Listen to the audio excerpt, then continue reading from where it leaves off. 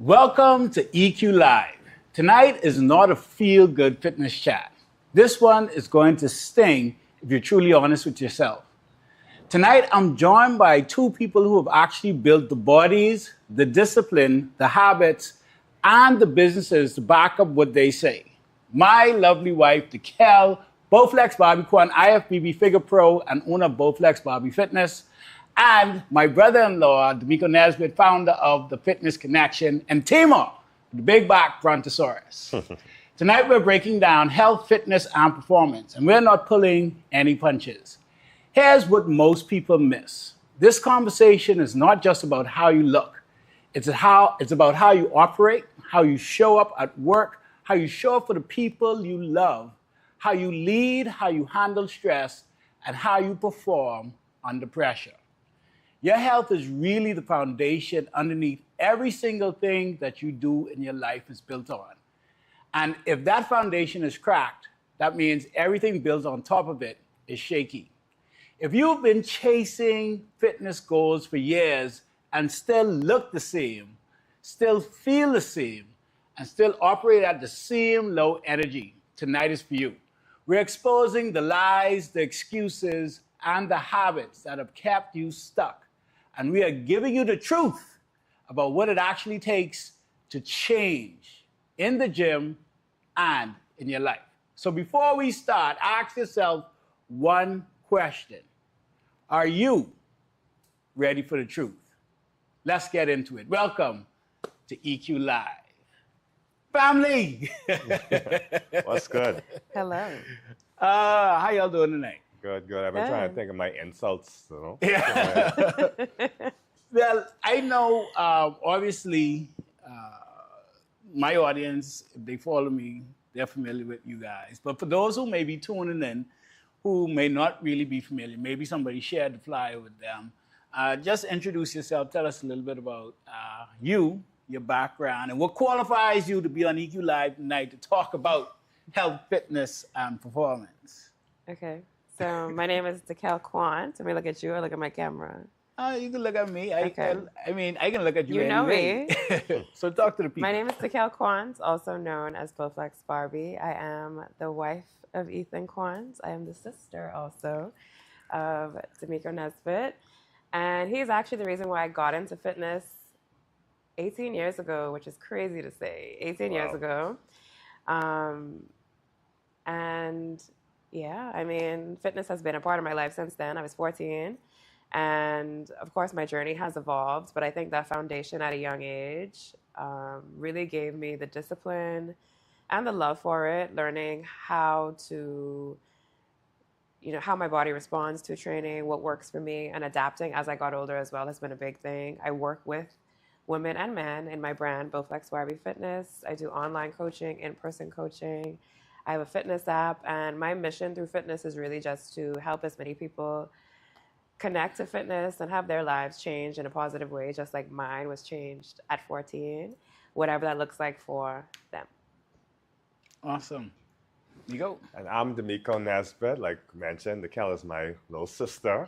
And both, what she didn't mention, both of our parents are Hall of Fame athletes. So we were playing sports all of our life, always into health and fitness, and had that discipline of being basically involved in business early on as well. Yeah. My business is the Fitness Connection. We're the leading supplement, health, and wellness supplier in the Bahamas. And I've been in business now for over 15 years. Wow, we sound old. Over 15 years. But our mission is to help people be the best version of themselves through health and wellness. So that's what we're here for. Awesome. We sound so nice. But you thought we going to mash corn. Yeah, man. So. Sometimes you have to do that to tough love. Yeah. I mean, it's just, the reality is that we're speaking truth, right? Yeah. And I mean, honestly, like I think what we're going to cover tonight are conversations that I've had myself.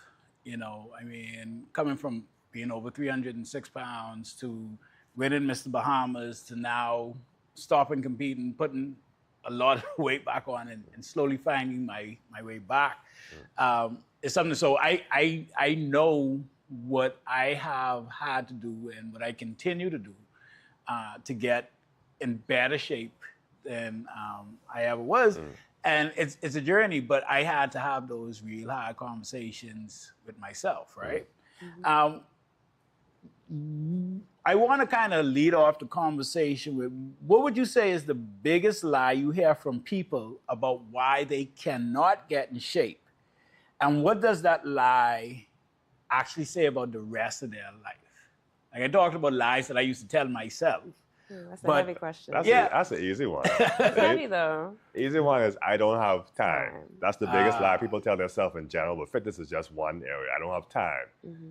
If you was to total up time you spend on the phone, time you spend doing other stuff, you can find a little 30 minutes, a little 45 minutes somewhere to put that workout in. But if it's, you have to ask yourself, is that a priority of mine? Mm-hmm. Do I not really want to as much, or would it be great? No, it'd be great if I have a nice body, but I think I like cake and pizza a little more, you know what I mean? So I think that's the biggest one. Yeah, time for sure. Yeah, I would say some people would argue they don't have the resources as well. Sometimes I can't afford the optimal thing, which may be a membership somewhere. I can't afford, a monthly supplement stack. I can't afford a trainer. But we know that that's also a lie because there's so much free today. Yeah. I say, get your big back up, go outside and do some jumping jacks. Go run around your block. You can do that. Go watch some YouTube at home for free and do Bowflex those Barbie workouts. Fit TV. Bowflex Barbie Fit TV. On you can do that YouTube. for free. Yeah. Stop making those excuses. Go But outside. it's something Period. and why I can say that is because I remember I always used to tell myself the road is free, right? And I believe in building capacity. Mm-hmm. And so, I agree. And we literally had the conversation this morning about this all or nothing thinking, right? Like because I can't afford to go to the gym and I can't spend 2 hours a session and I can't afford a personal trainer, I can't do anything. Yeah. But there's still so much that you can do, right? So we know that you there's so much that you can do. So what actually can you do? If somebody is like, okay, well, like really what's the least amount that somebody could actually start doing something with? What does it actually take to start? I think sometimes we think about adding things, but sometimes with fitness, especially if it's weight loss, is what can I take away? What can I stop doing that's causing me to keep this weight or gain this weight? That could be the first step. So maybe it's, I like to go out and have a couple of drinks. Maybe it's a certain thing a treat that I overindulge in. Maybe it's, there's so much different things that you could just cut back on. Most of the time it's the calories, but so things that you could cut back on that will send you closer to your fitness journey. And sometimes you may not have to get the gym membership or do certain things once you get your diet and nutrition under control. I would say the reverse of that. A lot of times people tend to go straight to, I need to cut out. I'm going to stop eating bread. I'm going to stop eating pasta. I'm going to stop eating. When sometimes the start could be, what am I going to actually add in? I'm going to add in 20 minutes of walking each morning. I'm going to add in 4 more glasses of water into my day. I'm going to start eating more greens, or, what can you add in to your current routine? And then I think as you start to make healthier choices, it rewires your brain to think I'm not deprived right away at the beginning. And naturally, as you start to make healthier choices, you'll start to wean out the more unhealthy ones because you realize it's kind of counterproductive in the long run. But I think sometimes starting with the deprivation sets you up for failure because you feel depressed from the start. Like, I have to now go without my favorite things. I can't have and you realize when people start, I think we all know someone that started a journey, or maybe you are that person that started a journey, and we let everybody know, I can't eat this because I'm on this plan. I can't eat this because I'm doing this new thing. I can't eat this because I'm trying to lose whatever. But I think it's something that is rewired in the brain when you think of adding in healthier things instead of taking away right away. I think naturally you will have to start when you want to refine what it is you're doing. You're going to have to start taking out the unhealthy things. But at the jump, sometimes taking away could kind of set you up for a rougher start. Yeah.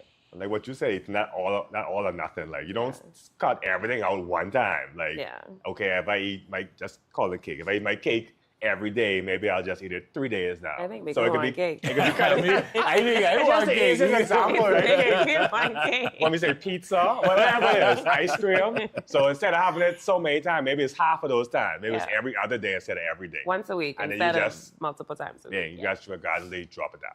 Yeah, you know, I think like people always talk about, you know, your why, like why you doing it, right? And I think that's important, but I don't think the why is important. If that makes sense. Like people when I What it started, actually right? is, you Right. mean? Like what it actually is. I think it needs to be important to the person. But I Yeah. think especially now with social media, they're like, oh well, you know, you need to get healthy for your kids, or you need to get healthy for, you know, longevity or whatever and all this stuff, right? Like when I started my journey, I really just wanted a six-pack, right? Like I was just literally tired of being fat and I wanted a six-pack because that's when I was single and, you know, Yes, yes, you know, but Hey, now you're married, you don't have to worry about that. Just Right? let You don't care no myself more. go. Just let myself go. But one of the things was, but people would say that, okay, well, that's not a good enough reason, but it was a good enough reason for me. It was sheer vanity, right? It got you started. It got you going. And another thing was, I'll never forget, I was in my first business, my mortgage brokerage, and I was getting ready to do some work with a person. And I had asked her, like, you know, we met, I thought it went well and all this. And I keep in mind, at this point, I was 306 pounds. And I didn't get the deal. And I remember, you know, a little while later, I saw him and I was asking, like, it's like, why I didn't? He said, well, you know, you sounded good, but you were fat. And I'm sorry. why, why you laughing? This is my story. Why you laugh? I'm so sorry. I wasn't expecting. No, what he said, Is that the first because time you heard the story? he said because you was big and fat, and he said because if you can't control Okay. what big you I put did. in your mouth, I didn't hear this. Sorry. how can you control my business? Like, how can you actually do the thing? And I thought about that, and I was like, wow. Now that was one of the things that I was thinking So about. that- He would have got canceled in Yeah. 2026. Yeah, but you know, this was 2012. Wow. So, but it was one of those things where, like, you kind of, you know, it was one of the harsh realities, right?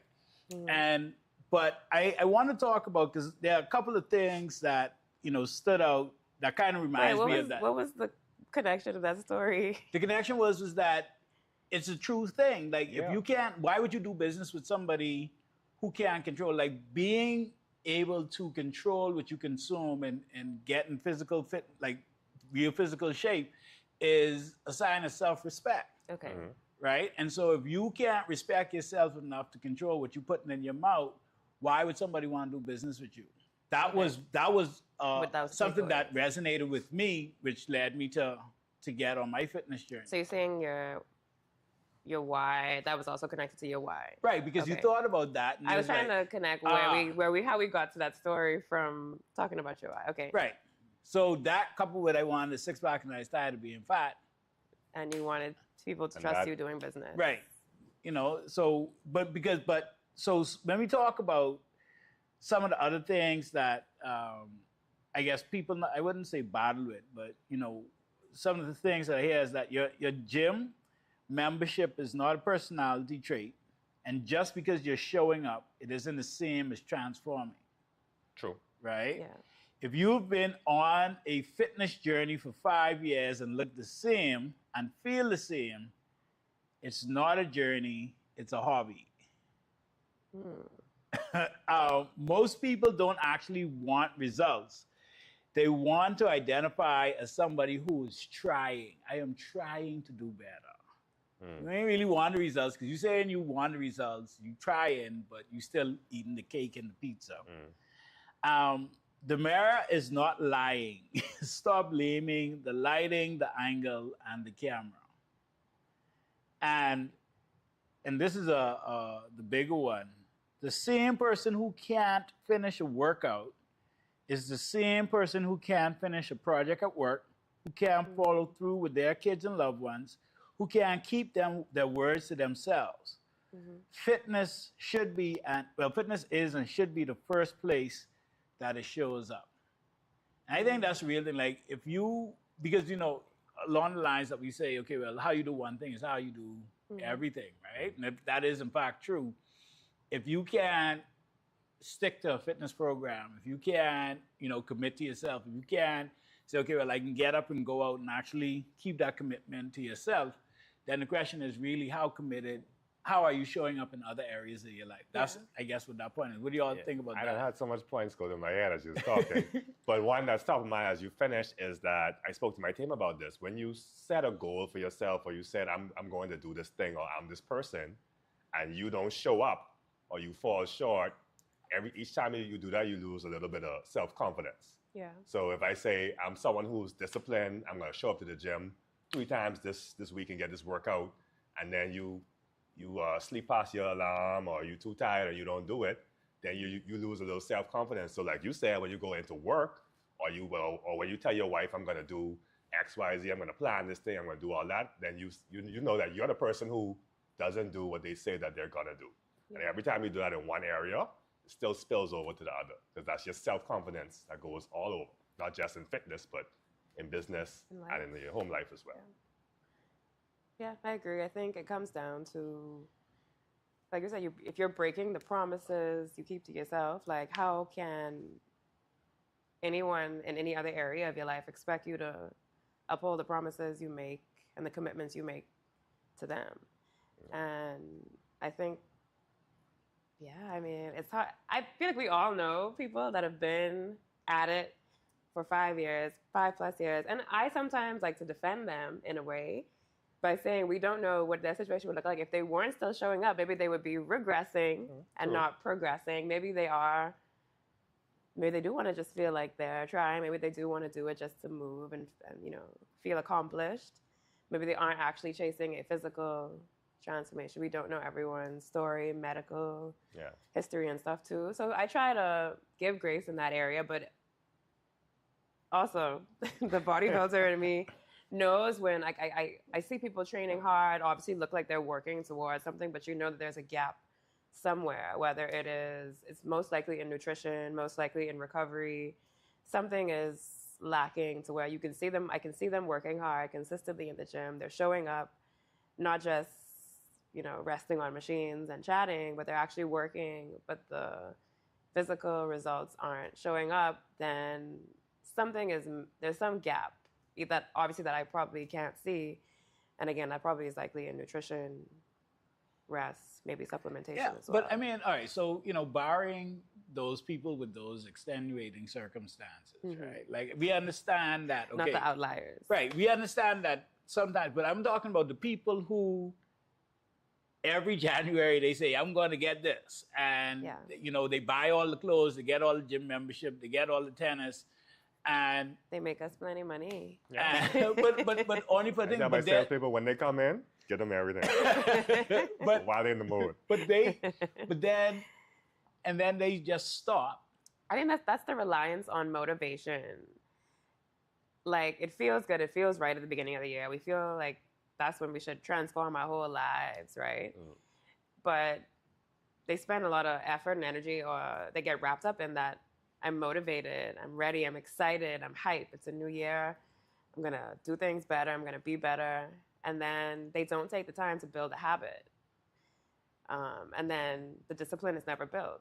And so that they end up in that cycle. I'm going to not start again until I feel excited, motivated again, maybe around summer, around my birthday.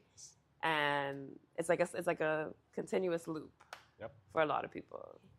All right, so now talking about some training myths that need to die, right? Need to die. And so the goal for this segment is we want the experts, that's you all, to kind of dismantle bad information. So things like when we hear, okay, well, you don't need a 6-day split. You actually need to finish the workout that you start. Cardio is not the enemy, and lifting is not optional. Stop picking a team. Toning is not a thing. You're either building muscle or you're not.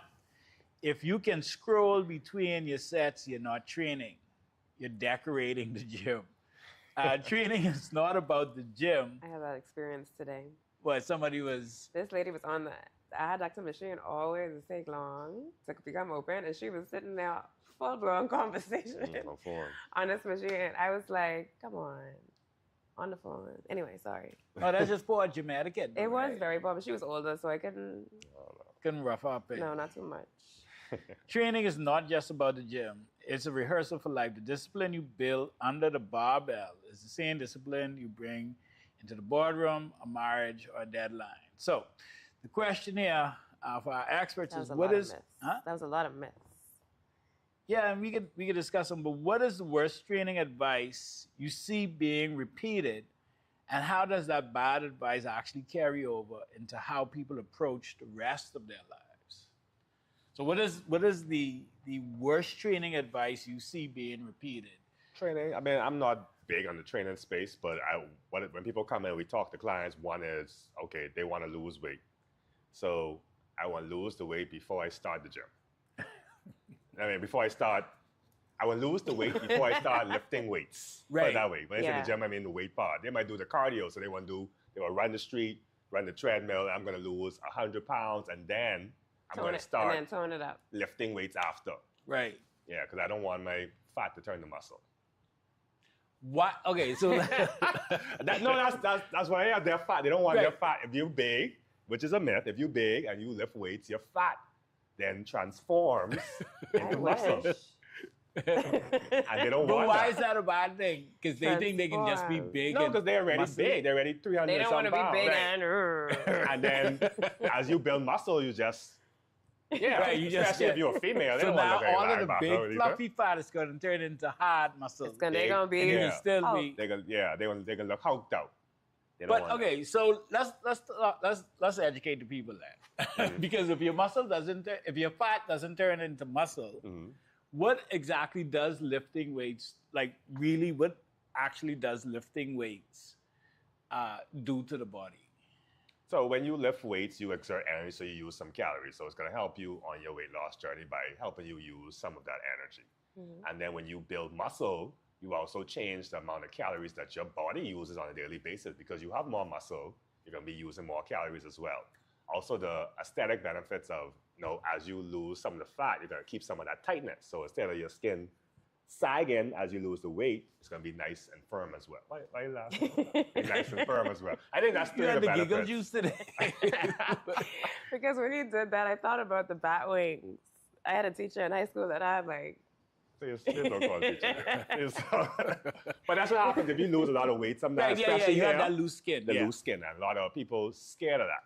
So a good way to combat that is to build some muscle, which is toning, because toning is simply I hate that word. more muscle and less fat.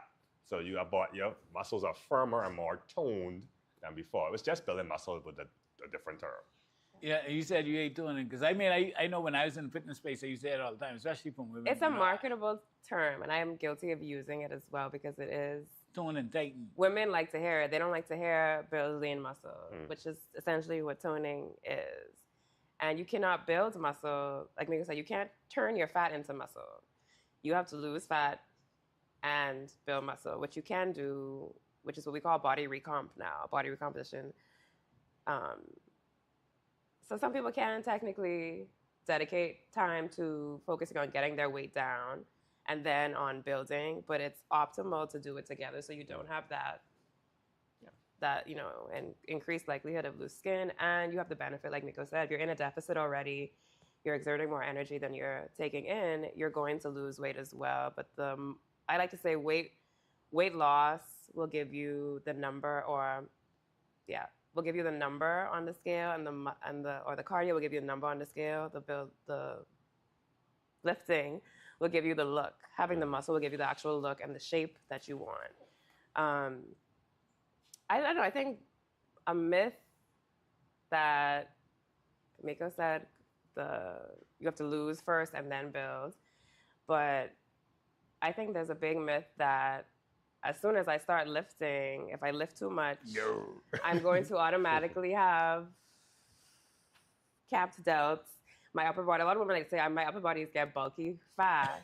And I'm like, let me see. Because what's probably happening is genetically, which is for a lot of women, we hold our weight in our hips. We store weight in our legs, our lower body. And our upper bodies tend to lean out faster. So when we lose weight, whether that's through cardio and lifting, we tend to see more visible muscle that probably was already there before they started lifting, a lot of it.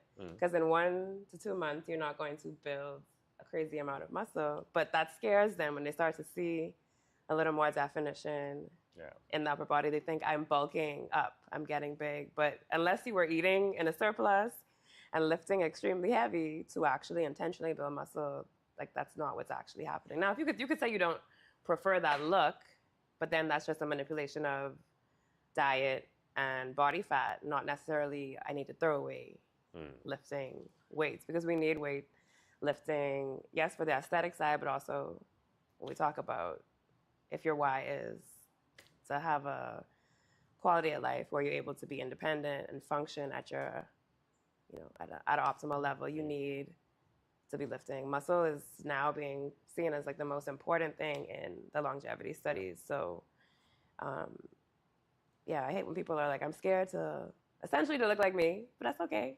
I get it. They're like, I don't want this much muscle. I'm like, I promise you, I intentionally have built this much muscle. It wasn't an accident. It wasn't like I started 3 weeks ago and I accidentally did it. But I think that's a big myth. And the all or nothing mindset, like you said, if I can't go 5 days a week, I don't want to go at all. I have to be going 5 days. I have to be going 6 days, 7 days in order to see results. Like, no. I think too, like, a big part of it is just education, right? Like understanding and learning what it is. I mean, first of all, I think one of the biggest changes for me on my fitness journey was when I realized that there's a difference between weight loss and fat loss. And when you focus on, and I think when people, and it's just been my understanding that when the average person, especially in the Bahamas, say they want to lose weight, they actually mean they want to lose fat. Right? And, one of the things that was a game changer for me was understanding and learning that actually building lean muscle burns fat. And so when you look at, okay, well, the difference between fat loss and weight loss and the things that you need to do to actually focus on fat loss, which is lifting lean muscle mass, eating a proper a balanced nutrition based on what it is that your goals are. Enough protein, prioritizing protein, things like that, not cutting out carbs, not doing excessive cardio. Like when you realize that, okay, well, that's fat loss, then I realized then for me, that was a game changer, right? And so now, because even, understanding that kind of explains why if women hold most of their fat in their lower body and they start working out, they're getting leaner and toned. What's actually happening is that you're burning fat. And then also that leads to the next understanding that, okay, well, body composition, like body fat is the real enemy, not the weight. Because you can have somebody who is 200 pounds with a 22% body fat, male, and he would look completely different at 200 pounds and 10% body fat. And then you'll have a woman 160 pounds with 25% body fat who will look completely different at 16 to 18% body fat at the same weight. And so I think really as persons in the fitness community, we need to really educate, like focus on the education of people so that they don't say stuff like, oh, I don't want to turn my muscle into fat. And be like, whoop. But I just thought that was interesting, and like for me that was the biggest thing, like just getting educated and understanding how the body actually works. I got a real question on. I heard something the other day, but I don't know if it's true. The questions was like when you lose fat, like you're building. What has actually happened to the fat? Like this ain't like a trick question or nothing. Like, your body expels it. How? Through all the ways that your body gets rid of waste. Ask ChatGPT. Breathing. I saw a video the other day that actually said most of it is lost through carbon dioxide. Right, that's what I don't know if that's true. I feel like you excrete it. I thought it used to come out as pee. Where does fat go when you lose it? Relax, ChatGPT on live. When you lose fat, you mostly breathe it out. Really? The body breaks stored fat down for energy. During that process, fat is converted mainly into carbon dioxide, Yeah. breathed out through your lungs. This is where most of your fat leaves the body. The second part is water that leaves to sweat, urine, breath, and other fluids. That's interesting. I mean, if you Very think about it, interesting. like when you Would burn it make stuff. sense? Yeah, Whatever. think about it. If you burn A pile of garbage. garbage. Yeah. what has happened to the garbage? It is going to the atmosphere. So Okay. all the fat people in the gym. You need to breathe. Just breathe more. Yeah. But to add to what you said earlier, lifting weights is also more fun. If you're just doing cardio, to me, it's not a fun work. I got to mix up with Because I don't different like stuff. cardio, so. No, I don't do cardio. No, but I think the main thing is, and I remember Kelly, you had shared this a while back. Like my whole thing is just find something that you Work for it. enjoy. Yeah, Right? Like- I think you find what you enjoy, but also on your fitness journey, you need all the elements, right? You need the cardiovascular, you need the resistance, and you need the flexibility and mobility. And so I think it's important to find what you enjoy to be the foundation, but you also need elements of those other pockets on, if you're looking at fitness from a holistic standpoint, and even for your personal goals. That is the truth. Because before, I was all muscle. And I started getting a little stiff hip and back issues. Yeah. Like, oh, they have a thing called hip mobility. I didn't know about that. Let me go research some of that. They started doing the stretches, and now I was like, okay, I had to walk up the stairs just now. I feel a little out of breath. I haven't done cardio in a while, so now I'm considering even like high rocks. I know you're saying the high rocks workout, but where it's like, You considering high rock? yeah, You consider I high pushed some rocks stairs what? this morning. I Stairs. saw. Okay, that's good cardio. I saw that on Instagram. I was Yeah. like, I like that. I saw a video today. This girl was like, she did it, and she's saying, that's the army training disguise. They training them for the military. This guy is high rock. But I think it's good Yeah. sometimes just to switch your workout up and have something more interesting. Because I've been lifting weights for so long. It's like Yeah. some of the targets that I want to bench 365 pounds. I want to squat. I did that. So now it's like, hey, wait, I want to do like a high rocks, or I want to do something different else challenge, and yeah. accomplish something. Yeah, Something so, to work towards. exactly. All right, so to that point, I want to talk about something else. What Could you you wanna skip talk- over it? What? When the man call you fat. right? I think that's important. Okay, I mean, I was to your aunt seminar, Alice. right. And she had a bunch of speakers. We were talking about health and fitness and what really got them motivated. 3 out of the 5 speakers had a moment just like that where someone told them something, you Called getting them fat, and it embarrassed them, and they remember that years later. And that was also the reason they made that change. You just gave an example too. That business person told you, Ethan, you fat, that's why I didn't give you this money. Right. And that stuck with you. That's why you still remember that now. Yeah. And that was part of what motivated you to make that change. So sometimes we do need that tough love. We do need someone to call us a big back brontosaurus and let that stick. So you know, okay, I really need to make this change. I'm looking at myself now, and hey, some of what he's saying is true. Like, it's true. See, I think that's the ultimate thing, right? I think just being truthful with Yeah. yourself, right? Like if you really sit down and you are honest with yourself as to why you are, and it isn't just with, health and fitness, it's really with life. Like you are exactly where you are in life because of all of the choices that you have made to date, right? Good or bad. All of the experiences you are a sum of your decisions. And nobody is at fault for where you are. So if you are big and fat, but the thing is, I think the biggest thing for me is the ones who, like, if you're happy in your body, then my thing is get healthy. Like you want to get healthy, right? Yeah, healthy. And so I don't think everybody needs to be walking around with a 6-pack and this, that, and next. I don't believe that. But I do believe that you should be healthy enough to do stuff, right? But it's like, I think if most people were to sit down and realize that, and this is primarily for y'all out there who saying y'all want different, but y'all ain't doing different, right? I think you have to sit down and be honest with yourself. And hopefully it doesn't have to get to the point where somebody has to call you fat. Yeah. Because you are honest with yourself enough. When you look in the mirror, you fat. Like I am okay. Why you keep laughing? I'm sorry. You That's can't relate. That's your biggest supporter right there. Let me know. Biggest supporter. Boy, I tell you. But I think that's important. Like you just have to be truthful with yourself.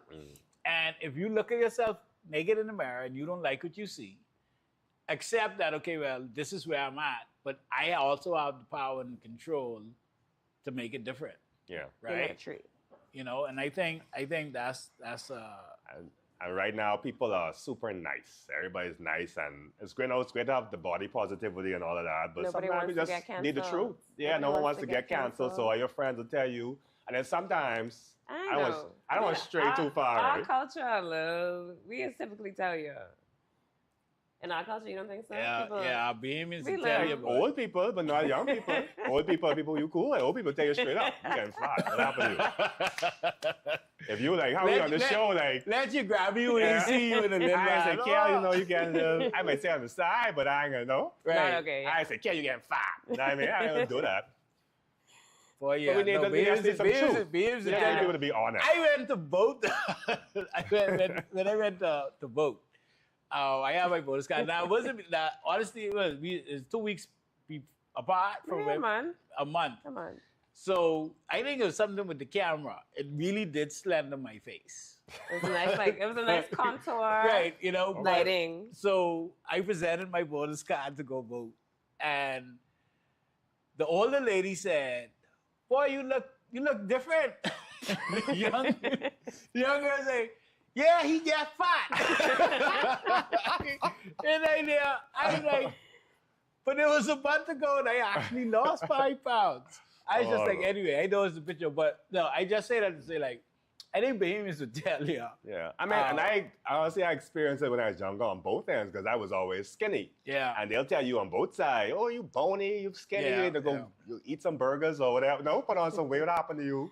They ain't No. feeding you. I don't want me. Yeah, so all of that, no. But all right, so let's talk about that a little bit, right? Because you know that we talked about the body positivity and loving the skin you're in and this, that, and next, right? And the fact that now, especially in 2026, we talk about getting canceled and all this stuff. If you go to somebody because you have to be politically correct, you can't just call somebody fat in their face and be like this, that, and next. However, people could come to the Kel, a fit person, and be like, all you do is go to the gym all day.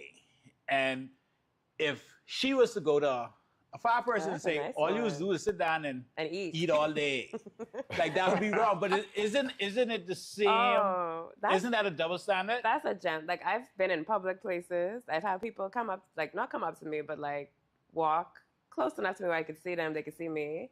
I was in a store the other day, and this group of girls saw me. They stopped. The other one tapped, and she said, that's how you working out? That's how you trying to be? And she said, oh, no, not all of that. And they kept walking, and I'm like, do they know that I can see them? No, I can see you. I can hear you. And I'm like, okay. And then you have people, men will be like, you was beat man. Come fight me. Come wrestle me. And it's like, okay. Like, but if I walk up to the same group of girls and said, I want to get this big. Oh, I don't want to look like this. No. That would be, no. I would, They'll it fight would be you now. fighting words. So, but I think it's, I don't know. I think it's the punching up versus punching down, right? Yeah. It's like how broke people could talk, but must be nice. You get to travel and you can do first class and this, that, and next, and you know they Yeah, can but punch like- up and talk about. But you can't turn up your My nose. sock. You Oh. can't close the curtain on them. but isn't it the same thing, right? Like Yeah, the essentially. the I have-nots guess. can always speak down to the haves.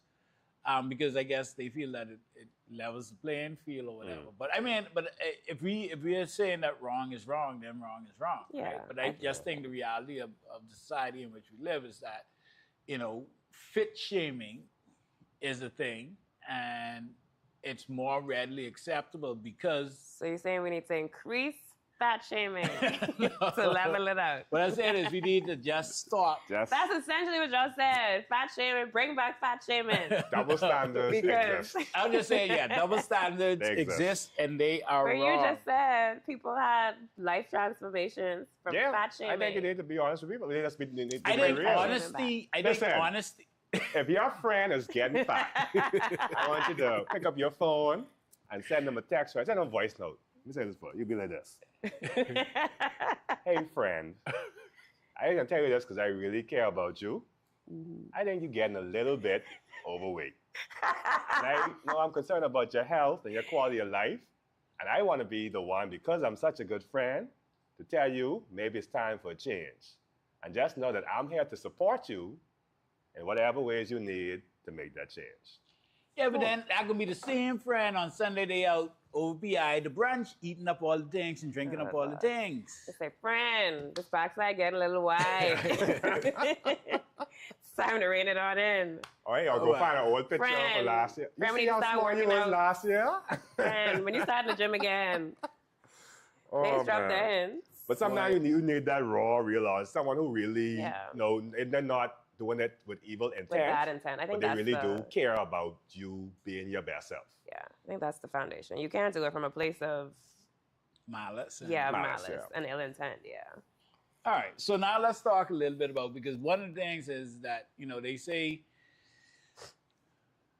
this thing is 100%. Like, of your success really depends on how we get this thing in order, which is your nutrition, right? So nutrition, reality check. Couple of things that, I guess reality checks. You're not big boned. You're overfed and undermoved. Wow. Protein shakes don't fix bad meals. I eat clean usually means I have no idea what I eat. Alcohol in the weekend is undoing 5 days of discipline. Pick a side. What you eat is what you become. That 2 p.m. crash, the brain fog in meetings, the irritability with your family, the lack of patience with your team, that's not personality, that's nutrition. You are literally eating away out at your potential. So the question is, if somebody could change one thing about how they start eating tomorrow, what would it be? And how fast would they feel the change in their work and energy levels? So we're talking nutrition now. I think for one, eating more whole foods. What is whole foods? Whole foods is less processed, so less Not processed. yeah. processes they put the food through. Okay, instead of having, I'm gonna get my raw potatoes and just cut them up and boil them.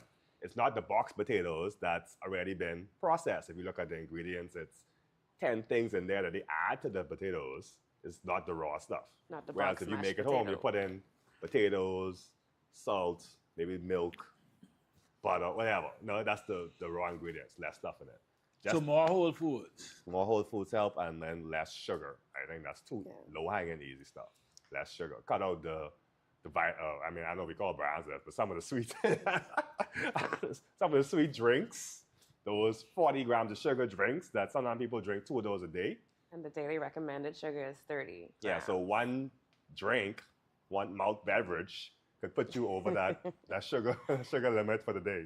Yeah, but then I don't even think people know exactly what they eat, what they're consuming. Because you're don't talking check about labels. like that, like reading labels. I don't think most people understand that, because that was something that I guess was enlightened to as well, is that, when you eat a bag of chips, it's like, it's saying, okay, well, it's 200 calories per serving, but the damn bag got 12 servings and you eating the whole bag, right? Like, so stuff like that, just understanding what it is that you're putting in. But all right, so Migo, you said eating more whole foods. That's something that if they do. What say you? May go take out 2 of my answers. What No, do you could you say? elaborate on sugar. I wanted to do, whole foods, cutting out as much processed stuff as possible.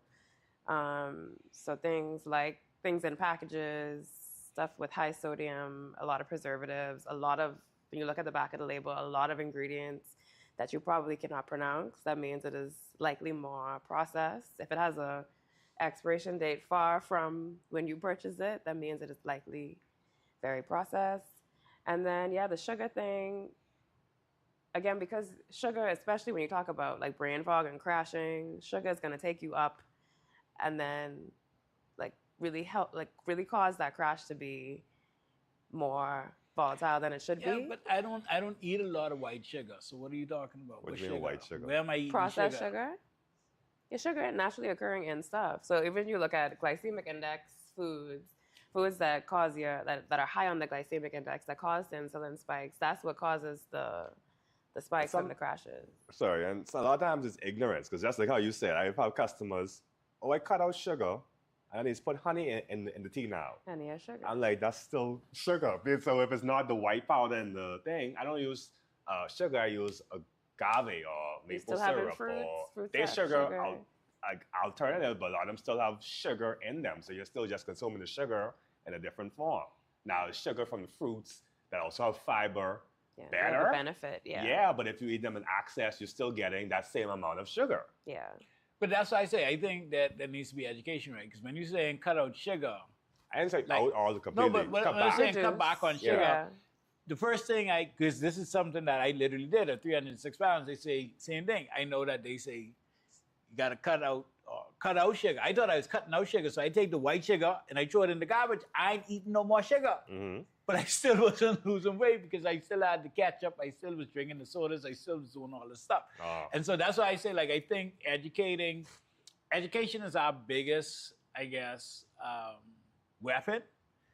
Just really focusing on the individual educating themselves to understand that, okay, when you say you cut out sugar, like, understand that honey is still sugar, agave is still sugar. There's sugar in the drinks or that just, you just eat, being the fruits. aware, because like Mika said, and we're not saying you have to go on a sugar-free lifestyle change. You're going to have sugar naturally occur in some of the stuff you may be eating, or just be mindful of the amounts. You know, if you're having a full sugar soda, you still having sauces and stuff with sugar in them, just be mindful of how much of those things you're taking in, opposed to cutting them out completely. No, crab salad has sugar in it, like crab meat, the imitation crab. Yeah. I didn't know that until I was doing like prep. When I started the imitation crab, you look at the facts, you're thinking, okay, it's going to be a bunch of protein. It's like 6 grams of sugar for every serving in that crab meat. And how much servings coming one? I don't know the serving, but it has sugar in it. That's the point. So sugar is hidden in a lot of stuff. I put sugar in my crab salad when I make it. I add a little bit, let's sprinkle to it. No, make it taste better, but it already comes with sugar. That sweet taste, because it's really fish that they make in the crab. So they add the sugar to make it, I guess, sweeter meat. So it tastes like crab. I said to say, the only way I was able to know that was through using like the MyFitnessPal app and actually scanning the food and checking the calories and looking for sugar. So I think it'd be a good practice, and when information is widely accessible, those apps are free. Yeah. Just take like 2 weeks and scan everything that you eat. Just look it up, see how much sugar. I was surprised at like barbecue sauces. I didn't realize it had that much sugar. Like simple stuff, milk has sugar. Like, I think, milk is protein, that's what's in our brain, but when you actually look at it, this have a lot of sugar in it, a good bit of sugar in it, depending on which brand you get. I think I'll tell, especially in Bowflex, I'll say cut out fast food. Like, cut out fried food, easy. No, that's who have the most Wendy's per capita. Yeah, our Wendy's is do good. Anyway, we live here. He's going to say, Chris, cut that out. We ain't calling it live. We live. Sponsor on next episode. Can't go too much in on... but I think even that, like, it comes down to what your goal is, and if you are on a serious, you want to be healthy, you want a fitness journey, health journey, really looking at reducing those things as much as you can. So, like, instead of going for fast food every day, once a week maybe, like, because let's be real, people that essentially, a lot of people are addicted, have food addictions. Like, I think genuinely a lot of people have food addictions. And so cutting it out completely is not a realistic thing. But, I mean, so that's something else too that I realized that, because I used to have a very unhealthy relationship with food as well, right? Like, I think our relationship with food is something. But I also think that, and this is something that helped me, and even when I was in the space, I used to help some of my clients with, is understanding that there's a difference between eating healthy and eating for your goals. right? And I think if you're eating for your goals, right? Like, first of all, you got to have goals. You got to know what it is that you're doing. Because one thing is, like, people would say, okay, well, low carb or lower moderate carb, high protein, like a standard bodybuilding diet would be different than somebody who is trying to train for a marathon, right? Yeah. If you want to get and run, like your nutritional needs would be different, Yeah. right? And so I think, just finding alignment and that's what I always say, your training should be in alignment with your nutrition, which should be in alignment with your supplementation, which should be in alignment with your rest, right? But I mean, it's just very interesting because I think a lot of people have, especially in the Bahamas, we have a very unhealthy relationship with food, and the fact that it's so ingrained in our culture. Like we do everything around food. We celebrate when somebody get married, we eat food. Somebody birthday, we eat food. Somebody die, we eat food. Somebody get promoted, we eat food. Like we go to eat food. It ain't just food. What else goes along with Yeah, the food and drink. Rum. Right. I don't think that's all is unique rum. to us, but I think it's what the food is that is so, I guess, that our culture influences as well. Because I think other cultures, Europe and the U.S., they are connected to, they gather with food. But I think our diet is so, our culture diet is culturally so unhealthy that is also what makes it. Yeah, but I think American, but more even in negative. Europe, like they walk everywhere in Europe too. Yeah, Like, even the quality culture- of their food and what it is they're eating is different. Yeah, the Mediterranean diet and like those stuff. It's different. They have a lot of vegetables and fresh things. And Now, U.S. they fat too. But Yeah, I was gonna say U.S. may not be Europe, the best. Yeah. Europe is healthier. No? But you got some zones in the U.S. and places that are more healthy. That's hilarious. All right, so we touched on the food thing. So let's talk a little bit about mindset and identity. So the goal here is to shift from tactics to deeper reasons why people fail. So thinking about discipline is not motivation. If you need to feel like it, you'll never do it. Your body is a receipt of your habits. Read it honestly. The people getting the results are not more gifted or have better genetics. They're done negotiating with themselves. You don't have a time problem. You have a priority problem. And the person you are in the gym, or the person you are in the gym is the person you are everywhere. If you quit when it gets hard at rep 8, you're quitting when it gets hard in business, in your marriage, and parenting. The gym is just where it becomes visible. So the question for our experts is, when did you personally stop making excuses, and what changed in every other area of your life because of it?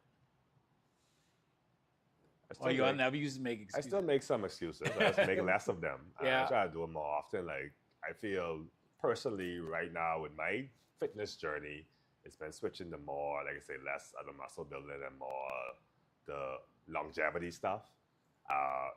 So I felt like the muscle building sort of slacked off. So now I've been a little more intentional with that. A little more intentional with that as far as building some more muscle. And not for no reason, because like I'm saying, okay, maybe I want to get back to how I look in this picture. Or, okay, I'm going away to this place. I will take some pictures with my shirt off so I can make sure I think that's important to have that. But both Kel said it in one of her recent vlogs, and I said it in one of my videos too. Like every day you don't feel like going to the gym.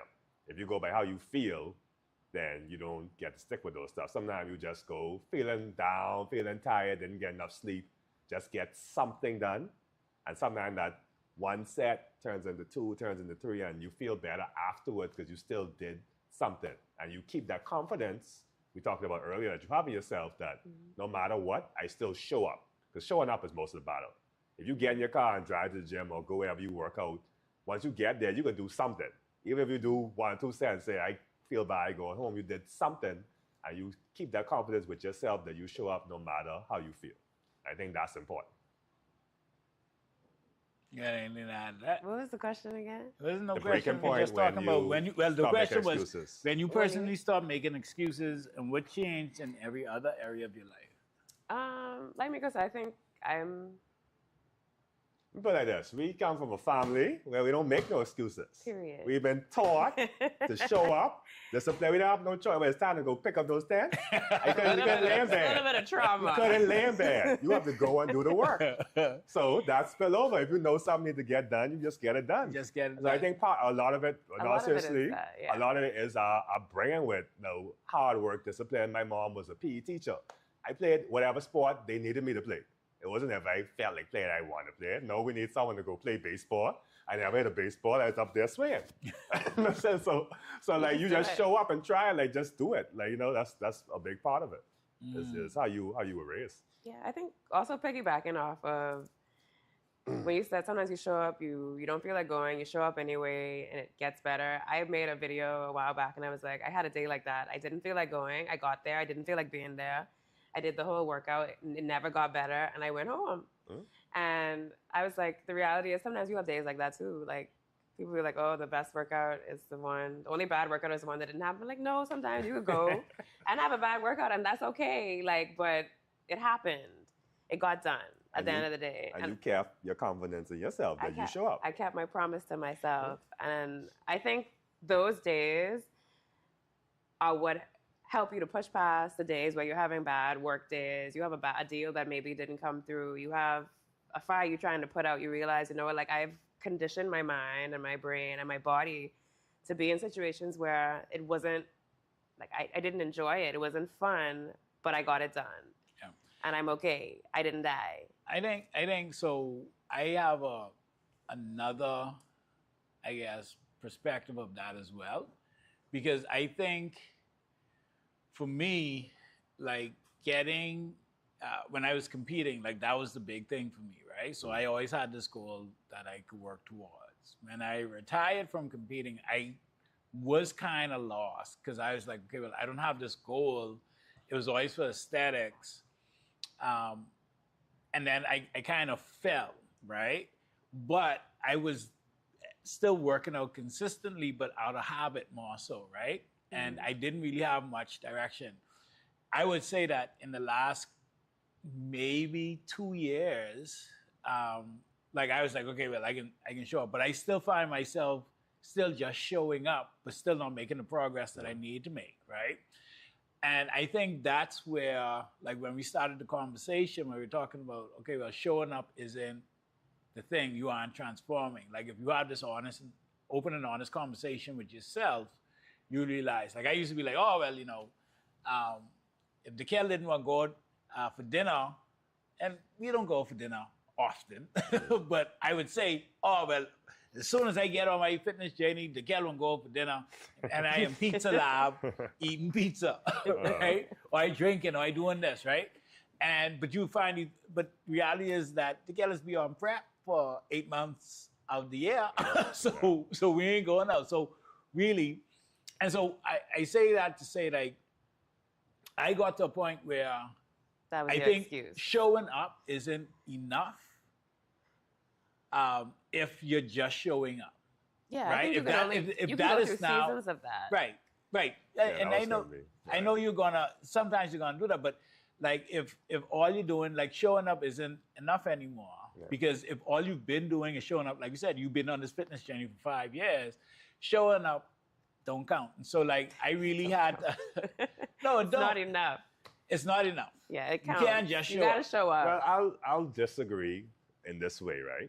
Sometimes we have seasons where we're talking about it as if fitness is the main thing. Like my life is centered around fitness. We know it could be other stuff. You could have stuff going on with your marriage. You could have health issues. You could have some personal, financial stuff you have to deal with, where it might be, I'm just showing up to maintain. Like, I know I might not be doing a change, but I don't want to fall back. I don't want to go the other way. Mental clarity to get through whatever's going on. This season of my life, okay, my goal is just maintain my fitness. So you might see that person be like, oh, they're in the gym, they ain't changing. But like we said, like they could be working on something else. Like I had some other period where like fitness was in I was also, only because I'm in the fitness business, I was working out.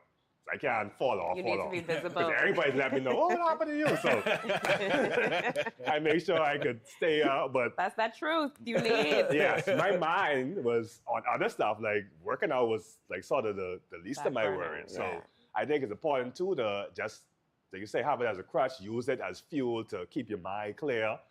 Just sometimes you might be in that season of just maintaining, but making sure that you still do the healthy habits as far as your diet and those other stuff you can still maintain. Yeah. Yeah. No, I. Something on your eye. Okay. All right. Solid. So now let's talk about performance over aesthetics, right? Looking fit and being fit are not the same thing. Can your body actually do anything? Longevity beats vanity. What good is a six-pack at 40 if you can't run with your kids at 50? Strength is the foundation. Mobility, endurance, energy, mental clarity are all built on top of it. The real ROI of fitness is not the way you look in the mirror. It's the energy you have at hour 12 of a workday.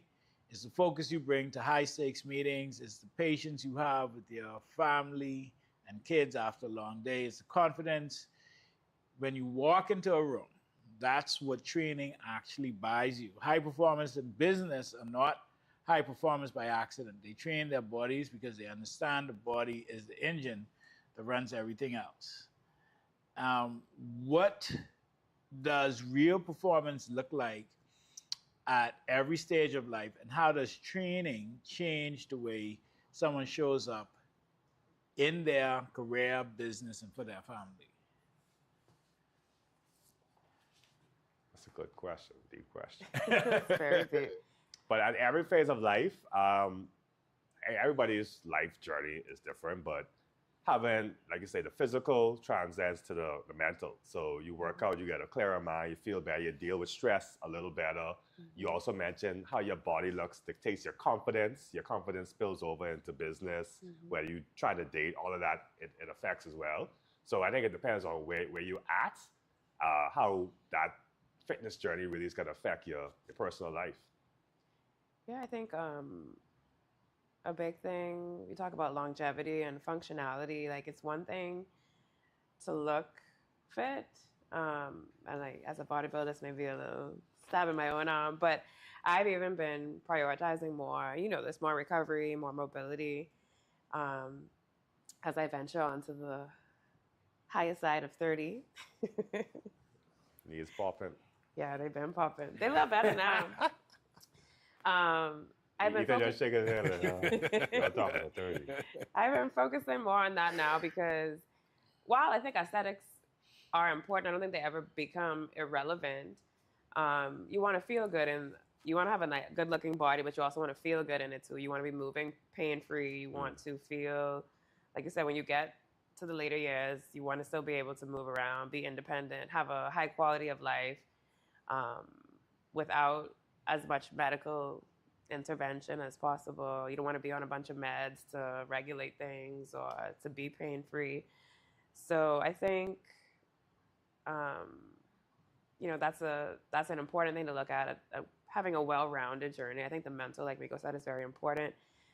There was a video I watched a while back where this girl was like, I don't trust people who don't work out because she can't date people that don't work out because how are you, like, what are you doing, like, to have a clear mind? Like, how are you regulating, like, your energy and, how are you getting through the day without some sort of physical activity? She didn't say, like, work, like gym workout, but they have to do some sort of physical activity to release those endorphins. And she's like, you can be miserable, you can be, like, foggy, and I get that. I think that's a big part. And we always say you can't, if your health and your wellness, not even just fitness as well, if that is the foundation of from what you do everything else, you can't show up as your best in your household, in your workplace, if you are not taking care of the vessel that is doing the things in those spaces. Yeah, no, I agree. All right, so, I got some questions for the audience. You have questions for the audience? Yeah, I got some questions for the audience. So, you who is watching this, what's the lie you've been telling yourself about why you're not in shape? What's that lie? Oh, my genes or my family big. That's just my genetics. Yeah, obesity runs in my family. If your doctor told you today that you had 6 months to fix your health or you would die, what would you change tomorrow morning? Who are you actually doing this for? They stitching them up. And Church. is it that reason strong enough to outlast a bad week? And the hardest one, how much better could your career, your business, your marriage, your parenting be if you operated at full capacity instead of half? Touching on this, guys, you know, they say that health is wealth. Tikel, Miko, I just want y'all, like, this is I want you to talk to the audience right now. Give them that one thing. This is like your that good friend, that call that you made earlier this evening.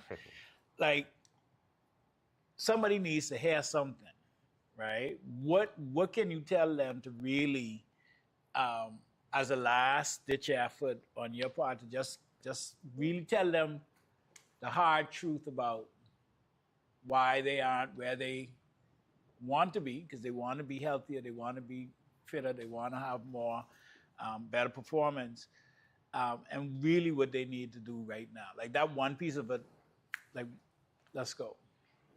Well, I think it's important, like you mentioned just now, that a lot of people don't take it seriously until it's too late, until they go to the doctor and they get that news, hey, you had a minor stroke, you had this thing happen, and then they show up. They want the help then afterward, and sometimes it's a little late, and sometimes you have a opportunity. So if you've been putting it off, and you know that, you know, heart issues running in your family, or you might be prone to some of those heart diseases, then it might be a good idea to start incorporating some of those healthy habits.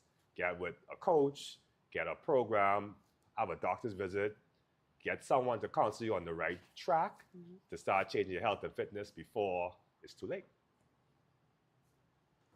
Love that. Gal? I would say start where you are with what you have. Don't overcomplicate it. If you are someone, I think a lot of us at some point, especially if you're an adult, you have been on some sort of health, fitness, wellness journey at some point. It's never a bad time to start, to restart, start again. I actually wrote this quote in my phone this week, and it says, I think a lot of people have shame around restarting. Sometimes they feel like, oh, like people can be tired of me going missing and coming back, or, you know, they can feel like they're being judged for starting their journey or maybe documenting for a while and then going missing and coming back. But I wrote this quote this week, or last week, the week just started. Anyway, I wrote this quote the other day. It says, I'd rather be known as the woman who kept starting over than the woman who quit. And it's like, when you look at fitness in the context of life, fitness, wellness, health, in the context of life, there is no end. When you get to that goal, you set another goal. When you get to that goal, you set another goal. And you look at it as, this is something I'm going to have to keep working on for the rest of my life, essentially, and working towards and adjusting. As I evolve as a person, my journey is going to evolve, and that's a beautiful thing. So there's no bad time, no wrong time, no perfect time. Just start where you are with what you have. So you're saying I shouldn't feel bad about signing up for the Fitness Connection Transformation No. Challenge? I was getting ready to plug I would rather. Ready to plug that. But since Ethan mentioned it, if you're looking for the space to get that information, have that reason why to keep you motivated to go, guess what? It's the perfect time. The Fitness Connection is now taking on new members for our Transformation Challenge, where you have a chance to win $1,000, plus get the support, plus get discounts on your supplements, all for just $75 for 12 weeks. So 12 weeks, you can lock in, make that choice to make a difference in your health and fitness, and we'll be there to help support you along the way. Go to shopfitnessconnection.com. Thank you. Yes, I can sign up. I signed up for the Fitness Connection Transformation Yeah, I'd Challenge. rather be known as the person that signed up for every challenge and never finish none. than the person that quit. No, Ethan, that's the point. No, we've been doing this now for almost 5 years now, and we have people who've been in from the first one to the last one. And tell them the same thing. The challenge doesn't end; it just keeps on going. Even if you get the results, you have to keep them. Right. We have people who one came first and second, and then they come in and challenge of 1 or 2 cycles later. You sure you're the one who won? So you still got to maintain those results. Like Kel said, you still got to maintain that afterwards. So having that reason why and sticking with it, even if you fall off, getting back on, you don't lose until you quit. And I think we underestimate the power of programs and challenges like that. Like the accountability and the community is a big part of fitness as well. And being able to actually be successful in working towards your goals. Like Miko said, sometimes people need that. A lot of times we need that push. We'll break the promises to ourselves a lot less if we know that we have eyes watching and people to be accountable to. You look at elite athletes, bodybuilders, they all have coaches. Not saying they don't know what to do, but they need that accountability and that structure. And I think that's a big component for success in fitness too. I love getting my messages on my Flex Squad app directly to my phone. And we have a challenge coming up. We do. If you want to win, so sign up for the Transformation Challenge, Fitness Connection. You can win $1,000 there. And if you need help with your fitness programming, you need workouts, you need ideas for nutrition, sign up for the summer shift. This is for my ladies only. Double down. Summer Shift Challenge. We start on May 25th. You can win $500 there if you win. So you can take that $500 and that $1,000 and go shopping. Summer vacation. Summer vacation. I love that. Yeah. I love that. All right. With your new body. With your new body. Buy all the small clothes. Now, tonight wasn't about making you feel good. It was about making you feel something. The truth is, your health is not separate from your life. It is your life. It's the operating system underneath your career, your family, your purpose, and your future. You cannot out-earn, out-hustle, out-strategize a body that's constantly breaking down. Every excuse you make for your health is an excuse you're making for your potential. If anything we said tonight made you uncomfortable, that's the part you need to sit with. Comfort is what got you here. Truth is what's going to get you out. Tag someone who needs to hear this, and we'll see you on the next EQ Live.